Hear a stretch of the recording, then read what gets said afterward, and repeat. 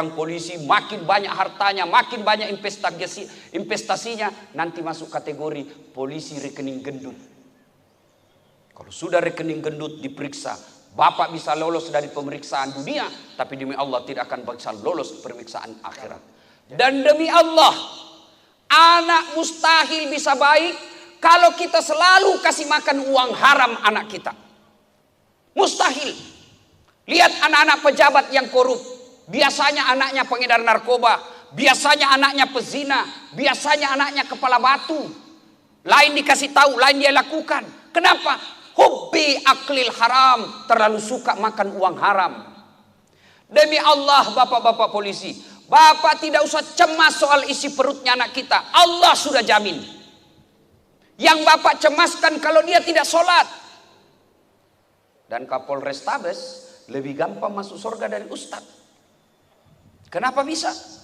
Coba pak, saya ajak orang sholat, ayo sholat jamaah, ayo sholat jamaah. Tidak ada yang datang pak. Tapi coba kalau Kapolres Tabes pak, sholat jamaah di masjid. Assalamualaikum warahmatullah, assalamualaikum warahmatullah. Langsung Kapolres Tabes, mana ini sekasat lantas? Tidak pernah juga saya dapat salat berjamaah. Langsung ajudan telepon kasat lantas, pak dicari kok Kapolres Tabes. Besok belum azan sudah ada di masjid pak. Itulah hebatnya kalau bapak punya polisi. Nah, kalah kami ulama pak, gampang masuk surganya ya. Kapolres ya pak kasat lantas aman terkendali pak, aman terkendali pak. Tuh, bapak ibu saudara-saudara sekalian, yang kedua yang ingin saya sampaikan, kenapa sih selalu kita ajak seperti kata Kapolres Tabes tadi, ayo mari bersyukur, ayo mari bersyukur. Kenapa Ustadz bersyukur? Saya kasih contoh, ada di situ anggota, apa namanya pak? Kalau 3 balok-balok. AKP, Ajun Komisaris Polisi. Bapak mau langsung dikasih pangkat menjadi kompol, 1 bunga. Mau pak? Mau. Tapi begitu bapak salah jadi kompol, langsung kena serangan jantung, stroke. Mana yang mau tadi? Mana yang mau? Ayo. Mana bisa pak? Tidak mau. Pasti kita bilang, biarlah AKP saya yang penting sehat walafiat. Daripada saya AKBP, tapi saya stroke jalannya gini. Berarti nikmat terbesar buat kita semua bukan pangkat dan kekuasaan, tapi apa? Fi ahsani takwim, ini badan kita yang sehat. Maka syukuri. Cara mensyukurinya, jadilah polisi yang baik. Jadi polisi yang baik, bapak sudah tahu semua kan tugas-tugas polisi. Aman pak, kalau polisi baik, aman Republik Indonesia. Maka bersyukur. Syukur kita kesehatan. Biar bapak tinggi pangkat. Tapi kalau sudah sakit pak, tidak ada lagi. Ini bapak-bapak polisi, para intel. Apa yang bapak perlu syukuri sebagai intel? Intel pak, apa? Apa pak? Apa? Telinga dan mata. Kalau telinganya bapak budek, mana bisa lagi bapak tahu? Kalau matanya sudah tidak bisa melihat dengan baik, mana bisa lagi bekerja dengan baik? Karenanya kita bersyukur. Cara bersyukurnya, pertama kalau kita muslim dengan banyak mengucapkan Alhamdulillahi Rabbil Alamin. Tapi kita polisi Ustaz, kerja ini berat betul Ustaz. Tidakkah semakin berat pekerjaan, semakin banyak pahala yang kita peroleh? Tentu sebagai polisi, selain sebagai tugas sebagai pribadi yang punya anak, punya istri, punya keluarga, juga kita punya tanggung jawab melindungi, mengayomi, dan melayani masyarakat. Berarti makin banyak kegiatannya, makin banyak susahnya, makin banyak nilai-nilai keutamaan yang didapat. Yang ketiga, bapak pernah ngantar jenazah? Ibu bapak pernah ngantar jenazah? Bukan pernah, sering. 3 yang mengantar orang pak kalau meninggal. Ini perlu bapak-bapak polisi tahu nih. 3 yang mengantar kita. 1, harta. Demi Allah harta. Begitu sampai bapak dikubur, kembali itu harta. Tidak mentang-mentang dia kaya, pakainya sepatunya yang harga 5 juta dia pakai, masuk ke kubur. Tidak. Apa yang harta yang kita bawa? Paling apa pak? Paling apa? Kain kafan. Mulai jenderal bintang 4 sampai yang paling rendah pangkatnya di kepolisian sama kainnya, kain kafan. Tidak mentang-mentang jenderal bintang 4 dia meninggal pakainya kain sutra, tidak. Kain kafan. Parfum. Parfum apa yang kita pakai kalau meninggal, Pak? Kapur barus. Bulgari hilang semua, tidak boleh Bapak pakai kapur barus. Yang kedua, mengantar kita. Apa itu? Keluarga. Meskipun keluarga nih ibu-ibu nih. Bu-ibu, meskipun waktu digombal suaminya berkata, kemanapun kau pergi aku akan mengikutimu. Laut kan kudaki, lautan ku seberangi, masjid kau lewati. Ya kan biasa gombal-gombal begitu. Begitu meninggal Bu, apa suami mau masuk? Enggak.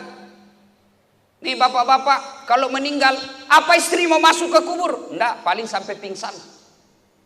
Begitu cintanya istri, kalau meninggal suaminya, banyak ibu-ibu meninggal suaminya saya lihat pingsan Bu. Pingsan ini istrinya. Begitu cintanya sama suami. Tapi sampai sekarang ini Pak Kapolres Tabes, belum pernah saya lihat bapak-bapak ada yang pingsan karena meninggal istrinya. Tidak pernah saya lihat Pak. Bapak pernah lihat? Oh ada kawan saya di Makassar, meninggal istrinya Pak, bengkak matanya menangis. Teman saya haji, begitu cintanya sama istrinya. Ustaz, rasanya hidup saya ini tidak bisa lagi saya lanjutkan. Ini istri saya bagus sekali Ustaz. Saya bilang hebat juga ini Bapak. Biasanya kita kan paling menang. Ini Pak sampai bengkak matanya. Beberapa bulan kemudian saya pergi olahraga di Karebosi, jogging, ketemu sama itu Bapak. Ada perempuan di sampingnya, putih, bersih, panjang rambutnya, udah pakai jilbab. Saya tanya, Aji, siapa itu? Yang barusan. Maka begitu kita meninggal demi Allah, tidak ada satupun keluarga yang mau ikut sama kita. Yang ketiga, yang mengantar kita amal kebaikan. Masuklah kita di kubur. Inilah yang menemani kita, amal kebaikan. Begitu pengantar sudah balik, nah masuklah kita di kubur.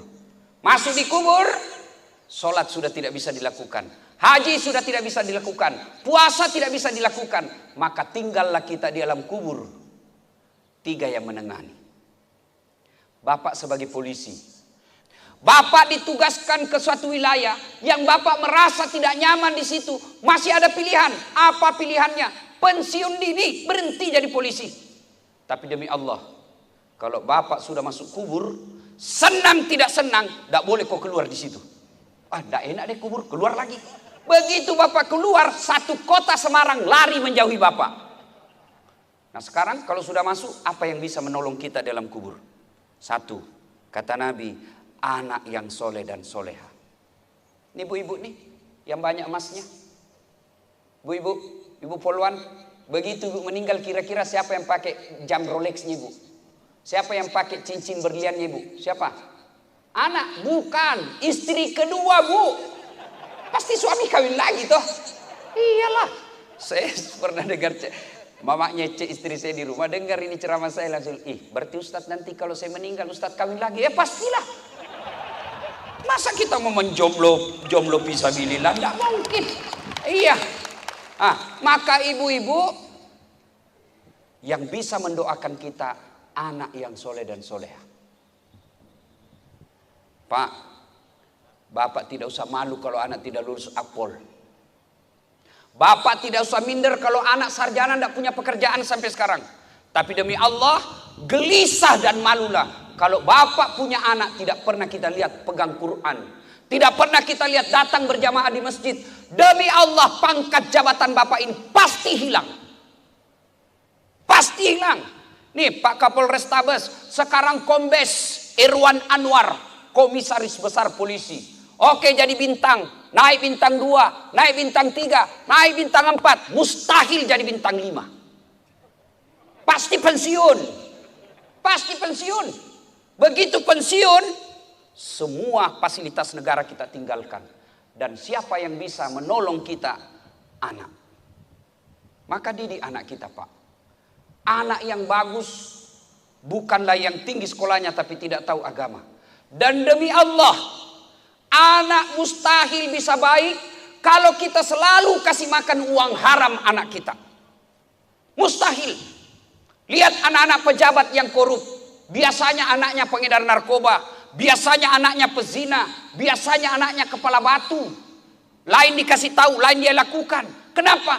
Hubbi aklil haram. Terlalu suka makan uang haram. Demi Allah bapak-bapak polisi, bapak tidak usah cemas soal isi perutnya anak kita. Allah sudah jamin. Yang bapak cemaskan kalau dia tidak sholat.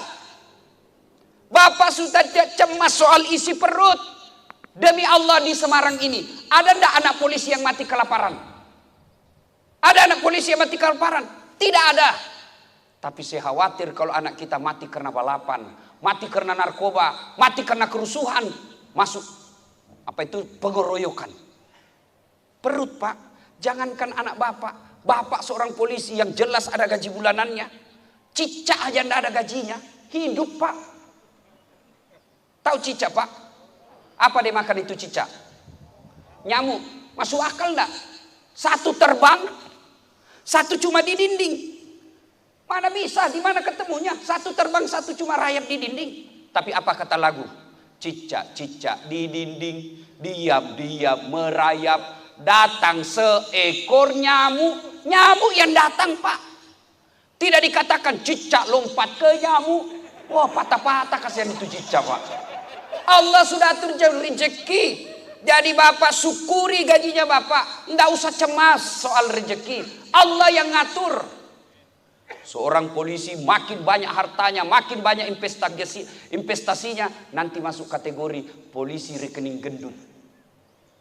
Kalau sudah rekening gendut diperiksa, bapak bisa lolos dari pemeriksaan dunia, tapi demi Allah tidak akan bisa lolos pemeriksaan akhirat. Jadi yang terpenting, jadikan anak kita anak yang soleh dan soleha. Yang kedua, begitu bapak masuk ke kubur, apa yang bisa menyelamatkan kita? Yang kedua adalah sedekah. Sedekah pak. Sedekah yang bermanfaat. Apakah sedekah polisi seharusnya bangun masjid? Tidak selamanya sedekah itu materi. Lalu apa sedekahnya polisi? Jadilah polisi yang presisi. Jadilah polisi pengayom pelindung masyarakat. Sedekahnya ulama, sedekahnya ustadz, ilmu. Sedekahnya bapak, ayo mengayomi masyarakat. Bapak 30 tahun jadi polisi. Melindungi, melayani, mengayomi masyarakat. 30 tahun akan menjadi kebaikan buat bapak. Dan yang ketiga, yang bisa menyelamatkan kita ketika sudah dalam kubur, ilmu yang bermanfaat. Luar biasa. Saya tadi dibawa ruangan apa tadi itu? Ruang presisi. Itu. Hebat. Kalau itu diawalkan Pak Komisaris, dan itu bisa mewujudkan ketentraman kota Semarang, bapak sudah dapat amal jariah yang luar biasa. Amal jariah itu artinya apa Ustaz? Semakin lama berkembang, terus berkembang ilmu-ilmu yang kita sebarkan itu, maka insya Allah meskipun bapak sudah jadi tulang belulang, meskipun daging bapak sudah hancur, amal bapak masih mengalir. Nah ibu bapak saudara-saudara sekalian, dan pada akhirnya, karena sudah berjemur ini di belakang, kasihan saya pak. Ya, tapi pak ingat, kalau dakwah seperti ini pak, makin banyak panasnya bapak, tentu beda pahalanya yang di depan ini. Iya pak, makin beda pak. Nggak usah juga bapak yang di depan itu ke belakang, nggak usah pak. Itu namanya beleng-beleng.